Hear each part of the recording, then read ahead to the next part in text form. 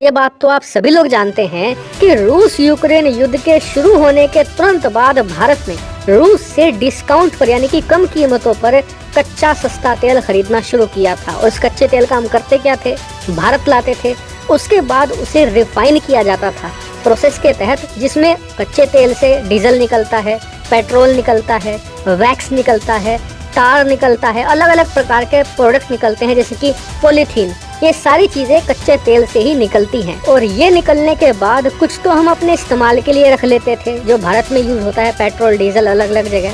उसके बाद जो बचता था वो हम यूरोपियन देशों को एक्सपोर्ट कर रहे थे, वो भी मोटे मुनाफे पर। और मैं आपको थोड़ा अंदाजा बताता हूँ कि हम कितना एक्सपोर्ट कर रहे थे। दरअसल जब से रूस यूक्रेन का युद्ध शुरू हुआ है 700 से ज्यादा दिन हो चुके हैं इस युद्ध को।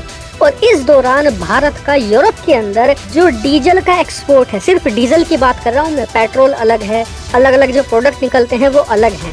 सिर्फ डीजल एक्सपोर्ट 572% बढ़ा है। जी हाँ, 572% की ग्रोथ हुई है, यानी लगभग 6 गुना बढ़ा है हमारा एक्सपोर्ट। और इतना ही नहीं, हाल के दिनों में हमने रूस से कच्चा तेल भले ही कम खरीदा हो, लेकिन यूरोप में हमारा डीजल एक्सपोर्ट तेजी से बढ़ता जा रहा है। सिर्फ दिसंबर के महीने में, जी हाँ, हमारा जो डीजल एक्सपोर्ट है यूरोप को वो 42% बढ़ा है।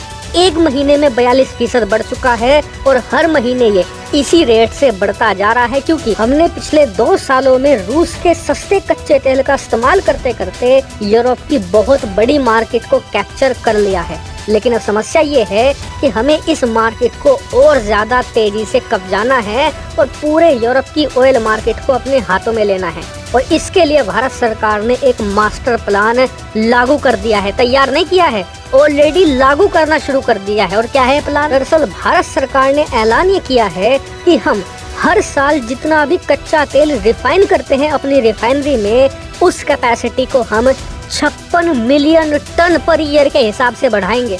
और इस वजह से भारत की जो रिफाइनिंग कैपेसिटी है एक दिन के अंदर 6 मिलियन बैरल पहुंच जाएगी। जी हाँ, हम हर रोज 60 लाख बैरल कच्चा तेल प्रोसेस करेंगे और उसे रिफाइन करेंगे, कुछ अपने इस्तेमाल के लिए रखेंगे और ज्यादातर को एक्सपोर्ट करेंगे यूरोपियन देशों को। ऐसा इसलिए क्योंकि भारत ने देख लिया है पिछले 2 सालों में कि हमने बहुत ही कम मात्रा में भी एक्सपोर्ट करके मोटा मुनाफा कमाया है। भारत को बहुत ही बम्पर फायदा हुआ है, इससे भारत का खजाना लबालब भरा है। और इस खजाने का इस्तेमाल हमने किया है अपने देश में इंफ्रास्ट्रक्चर यानी कि जो रोड हैं, नए नए पुल हैं, इन्हें बनाने में। यानी कि भारत चाहता है कि इस मुनाफे को और तेजी से कई गुना बढ़ाया जाए और जो भी हम खजाना कमाएंगे देश के इंफ्रास्ट्रक्चर में लगाकर देश की जीडीपी ग्रोथ को और तेजी से रफ्तार दे सकते हैं। ये भारत के लिए बहुत बड़ी अपॉर्चुनिटी है और साथ ही इसकी मदद से हम यूरोपियन देशों को तेल के लिए अपने देश पर निर्भर कर सकते हैं। हालांकि आप कहोगे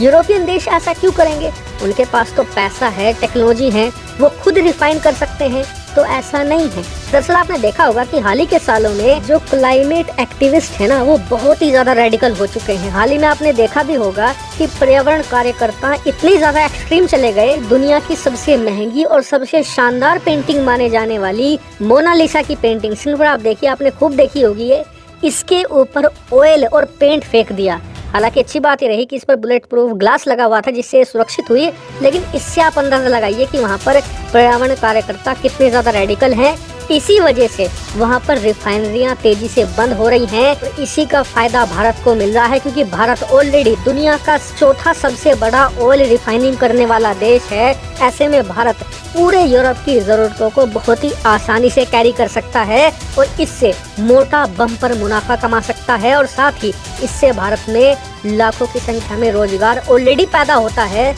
लाखों की संख्या में और पैदा होगा। हालांकि इस पूरे प्लान पर आपका क्या रिएक्शन है, कमेंट करके बताइएगा। Thank you very much for watching.